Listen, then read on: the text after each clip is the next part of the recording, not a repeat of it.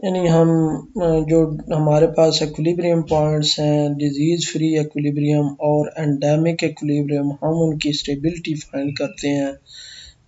Global stability, stability का मतलब मैंने आपको बताया था कि स्टेबिलिटी का मतलब क्या होता है कि जो सॉल्यूशंस हैं वो आखिर में स्टेबल हो जाते हैं, यानी उनकी कांस्टेंट वैल्यू हो जाती है, वो फ्लक्चुएशन उनमें ख़त्म हो जाती है। तो एनालिटिकली हम ये स्टेबिलिटी कैसे प्रूव करते हैं, उसके लिए हम लियापनो फंक्शन कंस्ट्रक्ट करते हैं, और लियापनो फंक्शन कंस्ट्रक्ट करके तो फिर उसके बाद उसको नेगेटिव डेफिनेट या नेगेटिव सेमी डेफिनेट प्रूव करते हैं, उसका जो डेरिवेटिव है। तो उससे फिर अगर नेगेटिव डेफिनेट हो जाए तो फिर हम कहते हैं कि ये लियापनोव-फास्ट थ्योरम से ये ग्लोबली एसिम्प्टोटिकली स्टेबल है ये पॉइंट। और अगर हम कहते हैं कि ये अगर जो वो नेगेटिव सेमी डेफिनेट हो तो फिर एक लासले इनवेरियंस प्रिंसिपल है, वो हम यूज़ करके तो फिर हम इसकी ग्लोबल स्टेबिलिटी देखते हैं। तो डिजीज़ फ्री के लिए हम क्या, ये कंडीशन होती है कि for R not less than or equal to 1 the disease free equilibrium is globally asymptotically stable.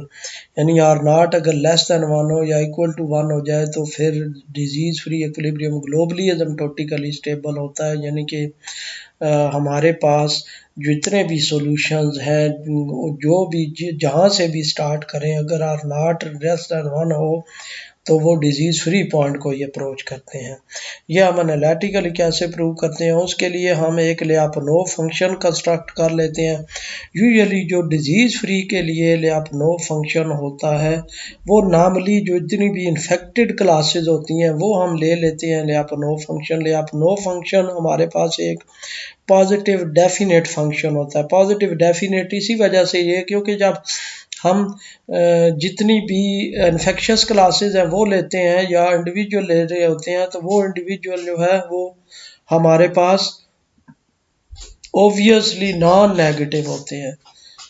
तो इसलिए वो जो इंडिविजुअल नॉन नेगेटिव होते हैं तो वो जो फंक्शन है हमारे पास वो भी नॉन नेगेटिव होता है, नॉन नेगेटिव फंक्शन होता है। और इस तरह हम ये कंस्ट्रक्ट करके तो हम ग्लोबल स्टेबिलिटी फाइंड करते हैं। देखते हैं जी कि ये ग्लोबल ये फंक्शन हम ये जो कोफिशिएंट है ये कैसे ले रहे होते हैं। फंक्शन तो मैंने आपको बताया कि फंक्शन हम जितनी भी नॉर्मली इन जितनी भी ग्लोबल स्टेबिलिटी डिजीज़ फ्री के लिए जितने भी हमारे पास इन्फेक्टेड कंपार्टमेंट्स होते हैं उनको हम ले लेते हैं जी। उनसे ये लियापनो फंक्शन बना लेते हैं, उन सब को कंबाइन करके। अब देखते हैं कि इसकी ग्लोबल स्टेबिलिटी हम कैसे कैलकुलेट करते हैं।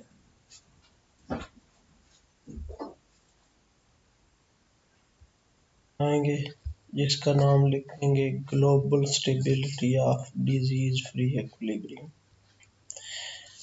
ये सेक्शन पे क्लिक कर दिया, global stability of disease free equilibrium. अब हमने क्या करना है कि लियापनो फंक्शन कंस्ट्रक्ट करना है।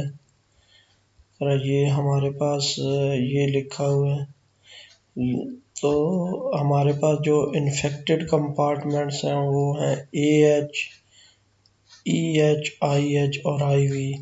तो हम लिखेंगे कंसिडर द लियापनो फंक्शन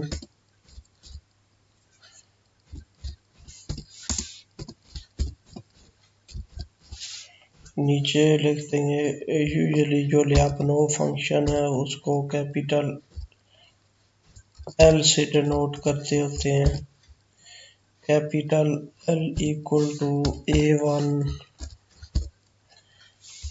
EH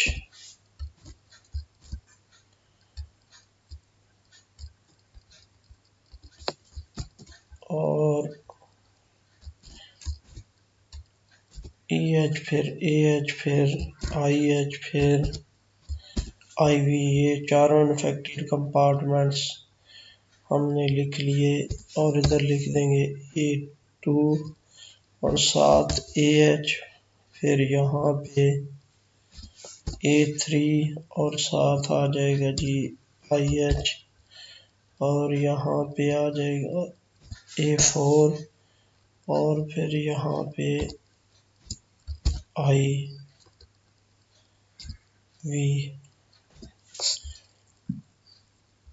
अब इसका डेरिवेटिव देंगे, taking derivative with respect to time,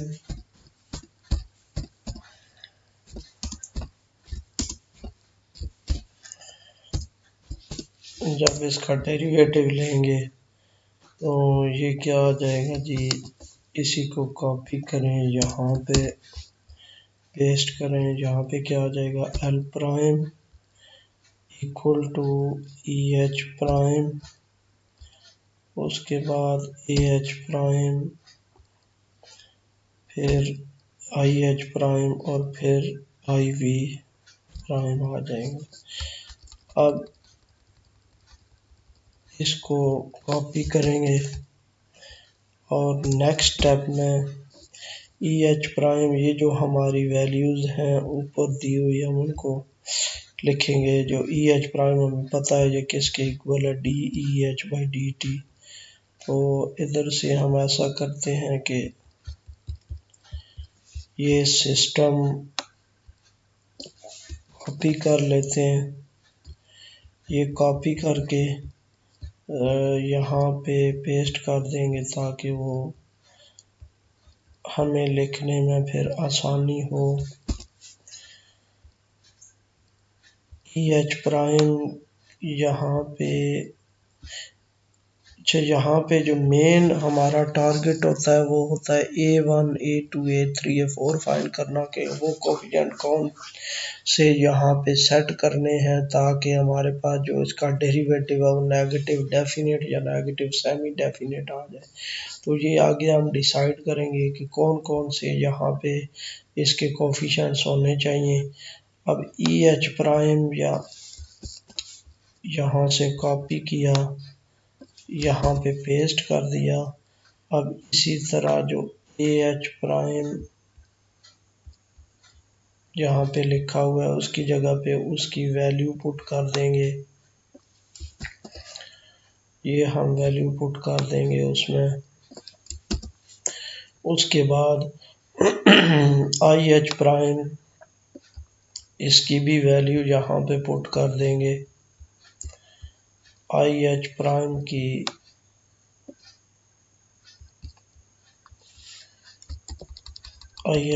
की ये वैल्यू आ जाएगी।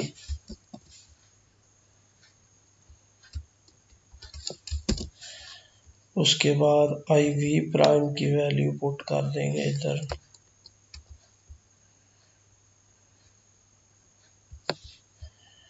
IV प्राइम की ये वैल्यू आ रही है जी,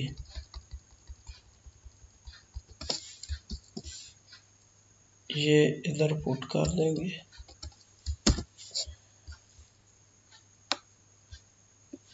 उसके बाद हमारा जो टारगेट होता है वो टारगेट ये होता है कि कोई भी इन्फेक्टेड क्लास में इसको लिख लें इन टर्म्स ऑफ, और बाकी जो हमारे पास कोई बच रही हैं, हमारे पास जो टर्म्स बच रही हैं उनको कैंसल आउट कर दें। जैसे कि EH IH और उसके बाद AH, ये हम सपोज ये कैंसल आउट कर देंगे और सिर्फ इन टर्म्स ऑफ IV लिख देंगे जो हमारे पास बच रही होंगी। अब IV के लिहाज से अगर आप देखें तो एक IV की ये टर्म है, उसके बाद हमारे पास एक IV की आगे टर्म ये आ रही है, फिर उसके बाद IV की ये टर्म्स आ रही हैं।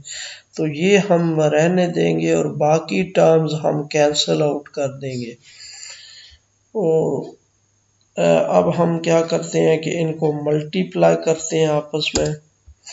पहले इस तरह हम हर स्टेप में इनको सेपरेट लिख देते हैं ताकि ज़्यादा इसमें ये लेंथी ना हो जाए।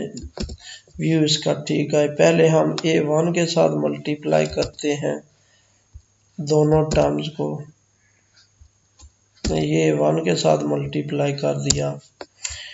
इसी तरह A2 को हमने मल्टीप्लाई कर दिया, ये वाला। और फिर उसके बाद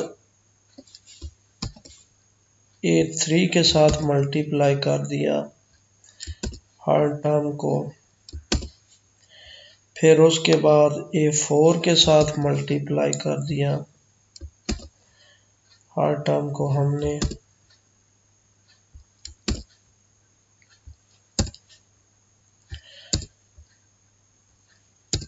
ये हमने मल्टीप्लाई कर दिया। अब उसके बाद IV वाली टर्म्स हम सेपरेट करते हैं ताकि कुछ गैस हो कि A1 A2 A3 की वैल्यूज क्या रखनी पड़ेंगी। A1 ये हमारे पास, और उसी तरह ये हम आ गया A3, और फिर ये आ गया A4, सॉरी A4 की ये दोनों, ये IV की ये दोनों टर्म्स होंगी A4 में, तो ये हमने लिख दी दोनों टर्म्स इसमें। A4 की ये दोनों कट करके यहाँ पे लिख देंगे, और बाकियों को हम रिमूव करने की कोशिश करेंगे कि बाकी अब कैसे रिमूव हो सकते हैं। अब EH ये भी है, ये भी है और ये भी है। हम ऐसा करेंगे कि EH को इकट्ठा लिख देंगे यहाँ पे,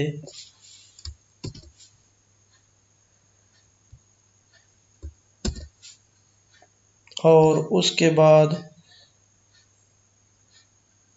ये A2 हमारे पास आ गया जी। ये A2 म्यू H AH आ गया minus A3 mu H IH, और ये A4 गैमा SV IH आ गया। अब एक और भी जो हम अंदाज़ा लगा रहे होते हैं कि इधर हमने ये चीज़ें कैसे A1 A2 A3 या इनकी वैल्यूज़ कुछ डिसाइड करनी होती हैं कि क्या लिखना है जी। उसके लिए हम देखते हैं रिप्रोडक्शन नंबर, क्योंकि जो ग्लोबल स्टेबिलिटी की हम कंडीशन देख रहे होते हैं तो हम लगाते हैं condition R0 is less than और equal to 1, for R0 less than और equal to 1 disease free equilibrium is globally asymptotically stable. तो यहाँ से जो R0 का ऊपर एक्सप्रेशन आएगा, ये जो एक्सप्रेशन आ रहा था R0 का, इसको हम देख लेते हैं, कॉपी कर लेते हैं, और वो जो R0 का एक्सप्रेशन है यहाँ से, बल्कि R0 का जो एक्सप्रेशन है जो सिंप्लीफाइड फॉर्म है वो हम टाइप कर लेते हैं यहाँ पे। इसको हम मिनिमाइज कर लेते हैं और इसी तरह इसको भी मिनिमाइज कर लेते हैं, और जो R0 का एक्सप्रेशन है पहले वो लिख लेते हैं ताकि वो वाली चीज़ हमें लिखने में आसानी हो। अब देखें जी, यहाँ पे जब हम लिखेंगे इधर R0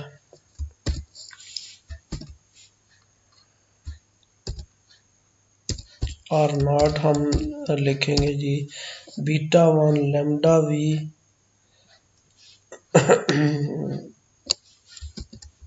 β1,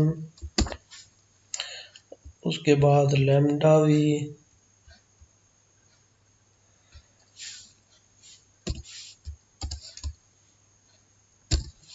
और इसके नीचे क्या है जी म्यू V का स्क्वायर।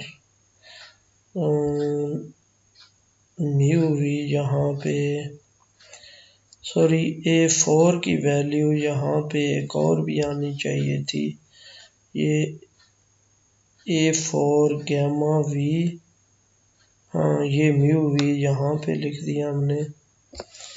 तो ये म्यू V का स्क्वायर यहाँ पे लिख देंगे। फिर उसके बाद यहाँ पे स्क्वायर रूट की स्क्वायर रूट का सिंबल अप्लाई करेंगे ये वाला, और इसमें हमने क्या करना है कि ये इसका स्क्वायर लिख लेना है। इसका स्क्वायर आ जाएगा इधर स्क्वायर रूट के अंदर। उसके बाद plus 4 lambda V lambda H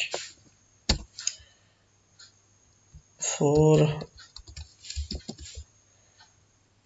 lambda V lambda H आ गया।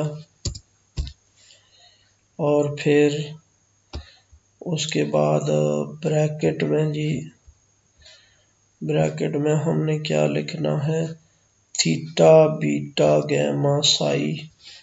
थीटा बीटा गैमा साई यहाँ पे इधर से हम कॉपी कर लेते हैं। थीटा बीटा और साथ गैमा भी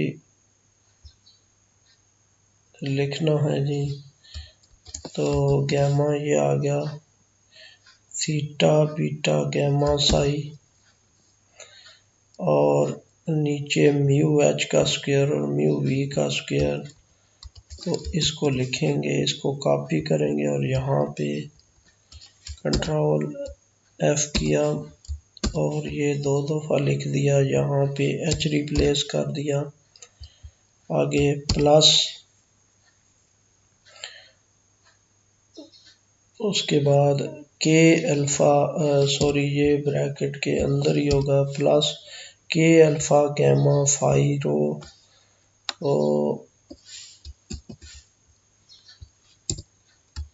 अल्फ़ा फाई यहाँ से लिख दिया। कैपा यहाँ से लिख दिया जी, kappa alpha phi alpha gamma phi, kappa alpha gamma phi. और उसके बाद रो यहाँ पे लिख दिया। फिर उसके बाद कंट्रोल एफ, वही म्यू एच और mu V square, mu H और म्यू वी स्क्वायर। और उसके बाद म्यू एच प्लस के, ये हमने लिख दिया। इस टोटल को हमने स्क्वायर रूट में लिखना है।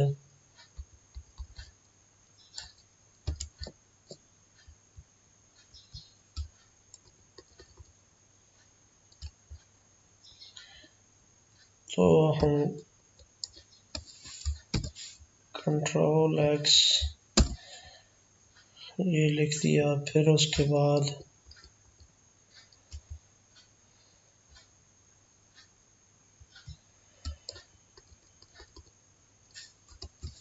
कंट्रोल एक्स इधर लिख देंगे प्लस 4,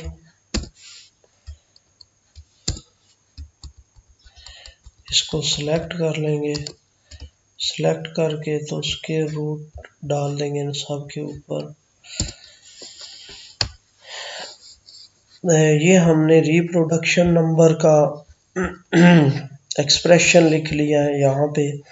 अब इसको देखते हुए तो हम इस पे A1 A2 A3 A4 decide करेंगे कि ये क्या आने चाहिए ताकि इसकी ये लैपनो फंक्शन हमारे पास नेगेटिव डेफिनेट हो जाए।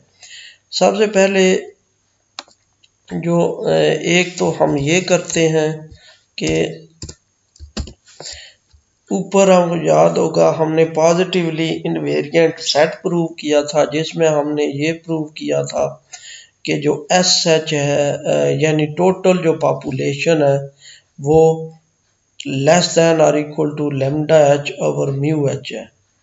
ये जो हमने पॉजिटिवली इनवेरिएंट सेट लिखा था जी, ये वाला कि total population lambda H over mu H है और vector population lambda V over mu V है।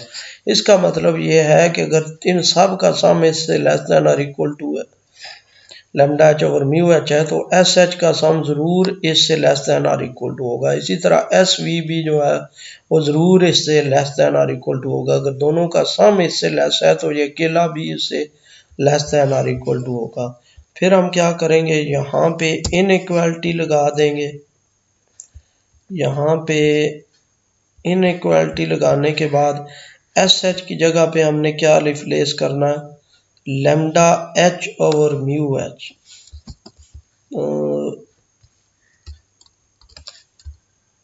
लैम्डा एच कंट्रोल एफ और यहाँ पे क्या लिख देंगे जी, म्यू एच। इसी तरह ये जो आगे एस एच है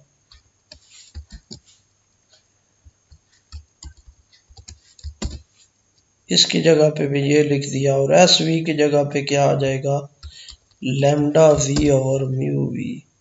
तो ये हमारे पास इनइक्वालिटी आ गई है एक तो ये चीज़ हमने लिख दी। अब टारगेट हमारा क्या होता है कि ये जो टर्म्स हैं, ये जो टर्म है स्क्वायर के बगैर, ये जो अंदर टर्म है स्क्वायर के अंदर, ये हमने बनानी होती है। प्लस उसके इसको 4 को छोड़ के जो बाकी टर्म बन रही हैं वो हमने बनानी होती हैं। तो उसके लिए ये कुछ कांस्टेंट हम डिसाइड करते हैं।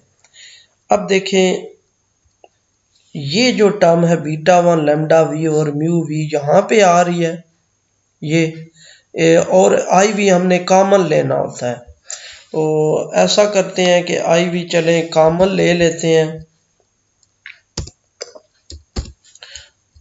आई वी हर किसी में आई वी ज़रूरी नहीं है कॉमन लेना। ग्लोबल स्टेबिलिटी में हम क्या करते हैं कि in terms of infectious class जो है ना वो इन्फेक्शियस क्लास को लियापनोव को लिख लेते हैं। एक क्लास हो या इन्फेक्शियस दो में लिखा जा रहा हो तब भी हमने मकसद ये है कि इसको नेगेटिव सेमी डेफिनेट बनाना होता है। तो चले हम इसको इस तरह कॉमन ले लेते हैं आई वी इसमें से। आई वी जब यहाँ से कॉमन लेंगे तो अब देखें यहाँ पे पहले रफ सा नीचे लिख लेते हैं A1 और A2 क्या होंगे जी, उनकी वैल्यू ज़रा एडजस्ट करनी है ताकि बाकी प्लस माइनस वाली टर्म्स कैंसिल भी हो जाए और हमारे पास नेगेटिव सेमी डेफिनेट ये बन भी जाए। A1 A2 A3 A4 हम देखते हैं कि इनकी वैल्यू क्या रखेंगे ताकि ये नेगेटिव सेमी डेफिनेट या नेगेटिव डेफिनेट बन जाए। अब देखें पहले चलें ये टर्म है तो ये किसके साथ आ रही है, 4 के साथ। अब A4 अगर आप देखें तो यहाँ पे एक और अगर हम यानी कि म्यू वी से इसको डिवाइड कर दें तो ये टर्म हमारे पास यहाँ पे ये मुकम्मल हो जाती है। तो म्यू वी से या तो A4 की वैल्यू 1 ओवर म्यू वी रख दें तब भी ये मुकम्मल हो जाती है, या एक और भी काम किया जा सकता है कि ये म्यू वी सब में से कॉमन ले लें। जब म्यू वी सब में से कॉमन लेंगे तो उधर म्यू वी का स्क्वायर आ जाएगा, ये खुद ही कंप्लीट हो जाएगा और यहाँ पे फिर A4 रह जाएगा। तो हम क्या करते हैं कि म्यू वी हम कॉमन ले लेते हैं। म्यू वी जब हम यहाँ से कॉमन लेंगे, यहाँ पे लिख दिया हमने, तो इधर म्यू वी से डिवाइड कर देंगे हम। इसी तरह इधर भी म्यू वी से डिवाइड कर देंगे और यहाँ पे म्यू वी का स्क्वायर आ जाएगा। तो अब देखें ये टर्म मुकम्मल हो गई है, ये वाली B beta one lambda V और म्यू वी का स्क्वायर, और A4 जस्ट यहाँ पे फिर क्या आना चाहिए, 1 आ जाना चाहिए यहाँ पे। तो जब 1 आ जाएगा A4 तो फिर इसकी वैल्यू यहाँ पे 1 आ जाएगा और यहाँ पे भी 1 आ जाएगा, यानी A4 हमने क्या डिसाइड कर दिया है, 1। जब A4 हमने 1 डिसाइड कर लिया है तो हाँ एक और चीज़ एस वी, यहाँ पे भी लैम्डा वी और म्यू वी लिखना था हमने, क्योंकि ये एस वी सारे हमने हटाने थे, तो ये lambda V over mu V आ गया। यानी जहाँ जहाँ अब A4 हमने डिसाइड कर लिया है, इधर देख के कि A4 की जगह पे हमने लिखना है 1, तो इधर A4 की जगह पे क्या आ जाएगा, 1 आ जाएगा। अब उसके बाद A3 क्या होना चाहिए, A3 आप देखें ये वाली टर्म तकरीबन ये बन रही है, तो A3 ये देखें बीटा साई थीटा ये चीज़ें सारी आ रही हैं, लैम्डा एच भी आ रहा है, म्यू एच भी आ रहा है और म्यू वी भी आ रहा है। जो मिसिंग है ये टर्म जो इधर बन रही है, इसमें जो मिसिंग है, मिसिंग क्या चीज़ है, बीटा साई थीटा हमारे पास है, ऊपर लैम्डा वी और हमारे पास ऊपर हमारे पास लैम्डा वी और गैमा मिसिंग है। तो इसका मतलब ये है कि A3 की जगह पे हम ये लैम्डा वी और उसके बाद ये गैमा रख दें ऊपर, तो ये ऊपर वाला पोर्शन इसका, ये जो फ्रैक्शन है ये न्यूमरेटर में ये मुकम्मल हो जाएगा, क्योंकि बीटा पहले ही गिवन है, साई पहले ही गिवन है, थीटा भी गिवन है और लैम्डा एच भी गिवन है, सिर्फ लैम्डा वी और गैमा मिसिंग है, वो हमने लिख दिया। अब नीचे क्या है, म्यू एच और म्यू वी दोनों गिवन है, तो हमें इनका स्क्वायर चाहिए, तो इसके साथ मल्टीप्लाई, इसके साथ डिवाइड कर देंगे तो वो कंप्लीट हो जाएगा। कंट्रोल F करेंगे तो ये चीज़ आ गई। इसका मतलब ये है कि A3 की जगह पे भी हमने ये चीज़ लिख दी है। अब ये चीज़ जब यहाँ पे A3 की जगह पे लिखेंगे तो ये इसका पोर्शन ये कंप्लीट हो जाएगा। अब A1 के साथ है ये वाली चीज़ जिसमें के अकॉर्डिंग है ये वाली चीज़, बीटा साई थीटा ये होगी और अल्फा फाई वाली ये होगी। अब A1 हमें क्या आना चाहिए, अब देखें अल्फा और फाई गिवन है, लैम्डा एच गिवन है, alpha phi lambda H given है ऊपर, हमें क्या चाहिए, हमें लैम्डा वी चाहिए, एक लैम्डा वी चाहिए, क्योंकि ये कंप्लीट करनी है के अल्फा फाई गैमा के alpha gamma phi rho lambda V lambda H, तो अल्फा फाई और लैम्डा एच ऊपर गिवन है, तो लैम्डा वी कोई नहीं, लैम्डा वी हमने लिख दिया, फिर उसके बाद अल्फा फाई गिवन है और इसके अलावा बाकी जो हैं वो हम इधर मल्टीप्लाई कर देंगे। अल्फा फाई अगर गिवन है तो हमें ऊपर के कैपा गैमा और रो चाहिए, और उसके बाद नीचे डिवीजन में क्या चाहिए, अब देखें म्यू एच और म्यू वी एक गिवन है और स्क्वायर है इधर, तो इसका मतलब ये है कि म्यू एच और म्यू वी से भी हमें मल्टीप्लाई करना पड़ेगा ये चीज़, और दूसरी कैपा प्लस म्यू एच ये भी नीचे आना चाहिए, ये भी इधर हम मल्टीप्लाई कर देंगे। अब A4 भी हमने डिसाइड कर लिया, A1 भी और A3 भी, और A2 हमारा रहता है। अब A2 हम इनको देख के डिसाइड करेंगे, क्योंकि A2 के लिए हमने ये हम टर्म्स कैंसिल भी करनी होती हैं साथ। तो A4 ये वाली टर्म है, तो A4 अब हमारे पास 1 है, जब A3 यहाँ पे पुट करेंगे तो देखते हैं कि ये चीज़ कैंसल होती है कि नहीं। फिर उसके बाद A2 जो डिसाइड करना है वो इनको देख के डिसाइड करना है, क्योंकि A2 इधर तो है नहीं, A2 ये बाहर आ रहा है, तो ये माइनस प्लस वाली टर्म्स हमने आपस में कैंसिल करनी होती हैं, क्योंकि हमने ये नेगेटिव, इसको नेगेटिव सेमी डेफिनेट या नेगेटिव डेफिनेट बनाना होता है। अब यहाँ पे वैल्यूज पुट करते हैं, देखते हैं जी कि A1 की जगह पे जहाँ जहाँ A1 है उसकी ये वैल्यू पुट कर दी, इधर A1 की वैल्यू पुट कर दी, उसके बाद इधर A1 की वैल्यू पुट कर दी, और A1 यहाँ पे नहीं है, और इसी तरह A3 की वैल्यू यहाँ से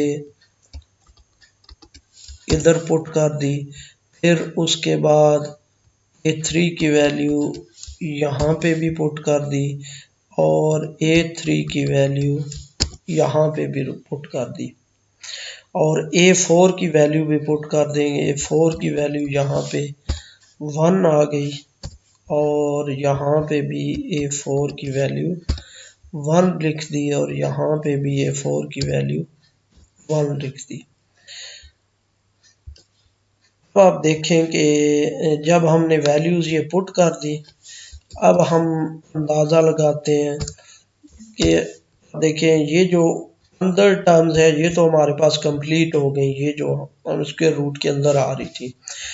अब ये देखें म्यू एच और म्यू एच कैंसिल हो जाएगा बाकी जो बच रही है टर्म वो इसके साथ कैंसिल हो जाएगी, ये ख़त्म हो गई।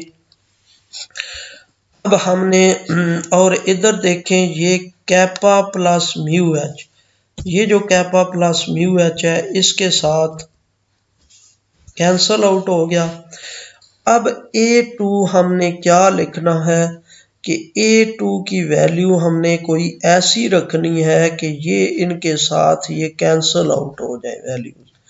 तो क्योंकि ये प्लस वाली वैल्यू हमने कैंसिल करनी है। अगर हम इधर देखते हैं कि अब देखें ये लैम्डा वी ये हमारा प्लस के साथ है और माइनस के साथ हमें चाहिए इसमें, और अगर हम माइनस के साथ इधर लिखते हैं तो ये देखिए lambda V, gamma, kappa, rho, mu H और म्यू वी, ये चीज़ हमारे पास इधर दी हुई है। तो जब ये चीज़ हमारे पास दी हुई है तो ये और ये कैंसिल हो सकता है, लेकिन इसमें एक इशू ये आ रहा है कि ये जो हमारे पास है ये चीज़ ये फिर प्लस में यहाँ पे ये बच रही है। तो A2 को हम अगर यहाँ कैपा इंटू 1 माइनस रो ये पॉजिटिव ये बच रहा है यहाँ पे, तो हमने पॉजिटिव कैंसिल करना होता है। तो A2 की कोई ऐसी वैल्यू यहाँ पे सेट करें ताकि ये भी कैंसिल हो जाए और उसके बाद ये सारी भी कैंसिल हो जाए। अगर हम A2 को लिखते हैं, पहले इनको हम अलग कर लेते हैं कि यहाँ से EH इधर भी आ गया, EH इधर भी आ गया, फिर A2 यहाँ पे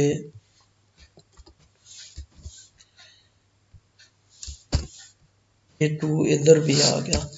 अब हमने ये क्योंकि इसको भी कैंसिल करना होता है, तो अब देखें कैपा रो तो हो गया। अब A2 की जगह पे अगर हम कैपा रो को छोड़ के ये सारी चीज लिख दें तो फिर देखते हैं कि ये चीज हमारे पास कैंसिल आउट हो जाएगी। तो ये मैंने दोबारा लिख दिया, और A2 हमने अगर ये डिसाइड कर लें A2 ये है, तो आप देखें A2 की जगह पे ये लिख दिया हमने, और इधर भी A2 की जगह पे ये लिख दिया, और A2 हमने क्या डिसाइड किया है जी ये चीज़। अब इसमें देखें ये और ये बिल्कुल एक जैसे हैं, कैंसिल आउट हो जाएंगे। इसी तरह ये और ये देखें कैपा, गैमा, लैम्डा वी, और यहाँ पे रो मिसिंग है, kappa gamma rho mu H mu V, ये और ये कैंसल आउट हो जाएंगे और ये हमारे पास आ जाएगा जी। इसको हम लिख सकते हैं इसमें ये दोनों जब एक जैसे हैं तो ये इधर कैंसल आउट हो गए। अब जब कैंसल आउट हो गए तो इनको जब लिखते हैं तो आप देखें कि इसको हम ऐसे लिख लेते हैं, इसमें से अगर ये रो को छोड़ के तो ये कॉमन ले लें हम बाकी चीज इन दोनों में से, यहां से ये ब्रैकेट अगर अप्लाई करते हैं ये और रो को छोड़ के बाकी चीज अगर हम कॉमन ले लेते हैं यहाँ पे बाहर, तो आप देखें यहाँ पे फिर क्या आ जाएगा, इधर रो आ जाएगा और इधर ये माइनस के साथ हमने कॉमन लिया है तो यहाँ पे ये माइनस आ जाएगा हमारे पास।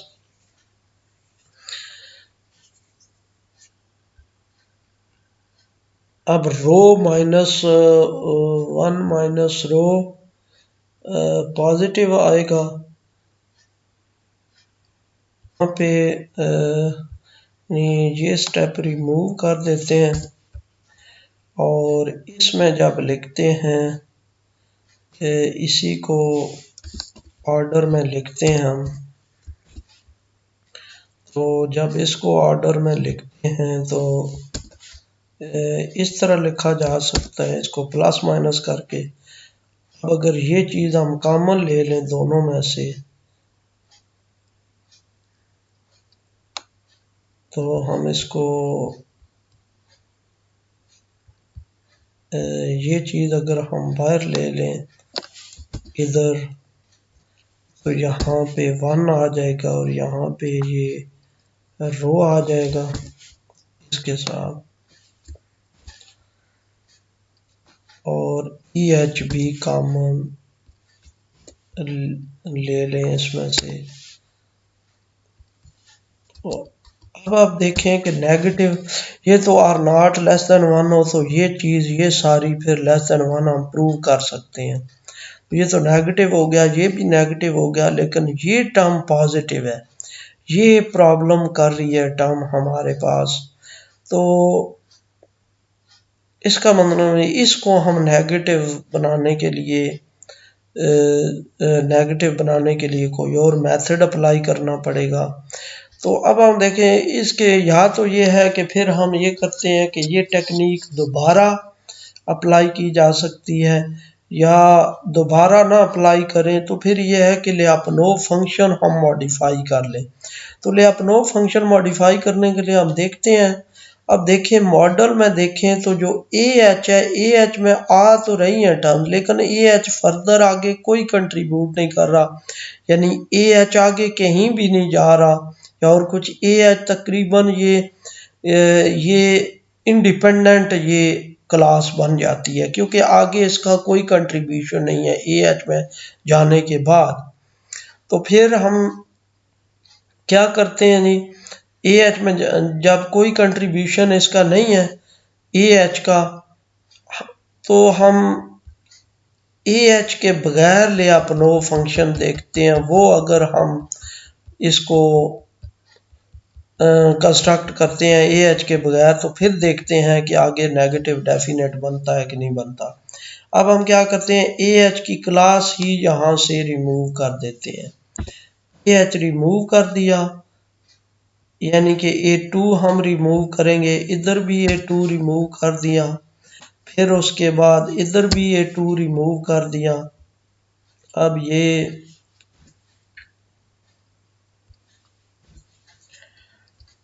उसके बाद आगे जो A2 वाली टर्म है, A2 इधर से ये भी रिमूव कर दिया और A2 ये भी हमने रिमूव कर दिया, और फिर इधर ये A2 ये भी रिमूव कर दिया हमने, और उसके बाद ये A2 ये भी रिमूव कर दिया। A2 वाली टर्म इधर से रिमूव की और A2 वाली टर्म इधर से रिमूव कर दी। फिर उसके बाद ये A2 वाली टर्म इधर से रिमूव कर दी और A2 वाली टर्म इधर से रिमूव कर दी। और इधर भी ऐसा ही A2 वाली टर्म इधर से रिमूव कर दी और A2 वाली टर्म इधर से ये रिमूव कर दी। और अब हम देखते हैं बाकी जो स्टेप्स हैं वो नीचे ये रिमूव कर देते हैं स्टेप्स। और अब हम देखते हैं कि ये क्या है, ये बन रहा है कि ये कुछ स्टेप्स हमने रिमूव कर दिए। अच्छा, अब आप देखें तो ये जो चीज़ है, आप देखें ये चीज़ यहाँ से अब A2 वाली टर्म हमने रिमूव की हुई है, तो आप देखें ये टर्म हमारे पास इसके साथ, क्योंकि ये K प्लस म्यू एच इसके साथ कैंसिल हो जाएगा, बाकी जो टर्म बच रही है वो इसके साथ कैंसिल हो जाएगी और ये दोनों टर्म्स आपस में कैंसिल हो जाएंगी। तो फिर हमारे पास जो इसका रिजल्ट बनेगा वो क्या बन रहा होगा, इसको रिमूव कर दें और इसको भी रिमूव कर दें तो टोटल हमारे पास रिजल्ट ये बन जाएगा। तो अब ये इसका मतलब ये है कि रिप्रोडक्शन नंबर अगर हमारे पास less than or equal to 1 हो रही, इसको अगर less than or equal to 1 करें तो ये हमारे पास नेगेटिव चीज़ आ जाती है। तो फिर हमारे पास जो L प्राइम होगा वो less than or equal to 0 होगा, और L prime is equal to 0 कब होगा, जब IH IV और हमारे पास EH 0 होगा। तो लासले इनवेरियंस प्रिंसिपल से इसकी ग्लोबल स्टेबिलिटी प्रूव हो जाएगी। ये A2 हमने रिमूव कर दिया, यानी A2 हमने लिखा ही नहीं और बाकी कोफिशिएंट्स ये हैं। यही चीज़ लिख के ये डिसाइड आखिर में होता है, फिर लिखते वक्त हम पहले ऊपर लिख देते हैं और फिर नीचे उसको नेगेटिव डेफिनेट कर लेते हैं। लेकिन कैलकुलेशन के लिए पहले अननोन यहाँ पे लिखे जाते हैं, बाद में उनकी वैल्यूज़ कैलकुलेट की जाती है।